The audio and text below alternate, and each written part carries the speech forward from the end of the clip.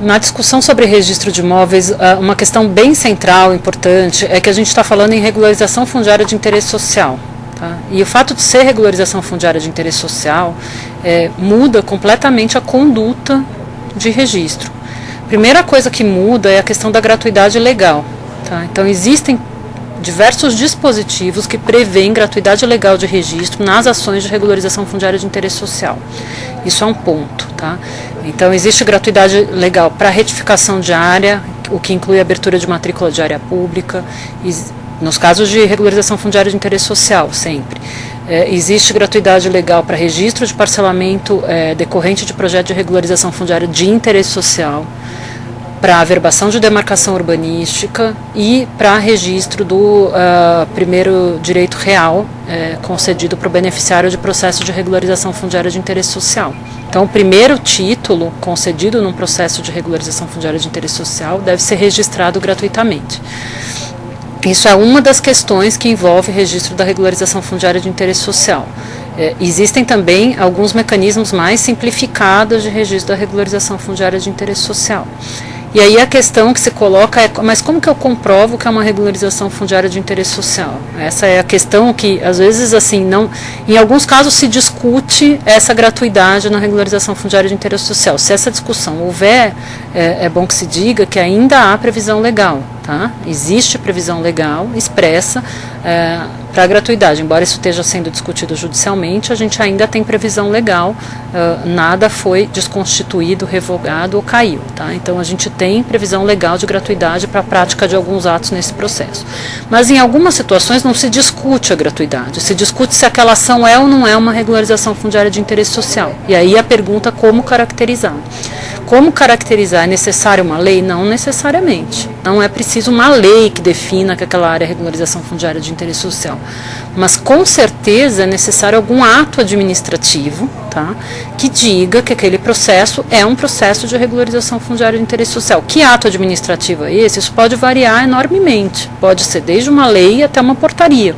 Então, existe uma gama grande de possibilidades de caracterização da regularização fundiária de interesse social. Eu sempre digo assim, que é importante para isso tem que ter um processo administrativo que caracterize essa condição dessa área e que culmine na expedição de algum ato. Tá? Que seja um despacho, uma portaria, um decreto, ou até mesmo uma lei que trate genericamente disso no município e defina os requisitos para enquadramento.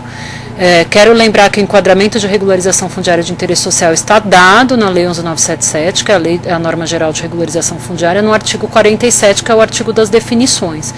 Então, pela Lei 11.977, é regularização fundiária aquela que verse sobre área ocupada predominantemente por população de baixa renda e que obedeça atenda pelo menos um de 3 requisitos. Ou que esteja ocupada há pelo menos 5 anos de forma mansa e pacífica, ou que seja demarcada como ZEIS, ou que, no caso de área pública, seja declarada de interesse para fins de implementação de projetos de regularização fundiária de interesse social. Então, são essas 3 hipóteses, uma dessas 3 hipóteses, mais o fato de a área ser ocupada predominantemente por população de baixa renda. Aí vocês vão me perguntar, precisa fazer um cadastro para provar que é predominantemente de baixa renda? Não precisa fazer um cadastro família a família, domicílio a domicílio. A gente está falando de uma característica da área. A gente, nesse momento, está tratando da área como um todo. Eu não entrei no lote a lote, no domicílio a domicílio, no família a família. É uma caracterização de baixa renda geral. Posso usar diversas fontes, tá? E isso é a tradição local que vai definir, tá? É a prática local que vai definir como que isso é estabelecido.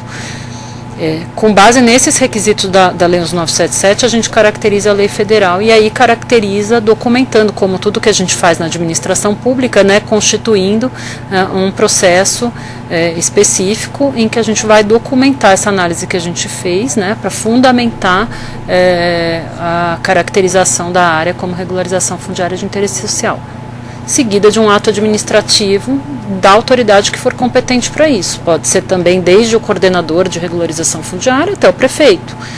Isso é local, isso é uma definição local e é importante que isso esteja pactuado também, né, como eu disse já em outra gravação, que essas questões todas estejam pactuadas desde o início, inclusive com o oficial de registro de imóveis, né?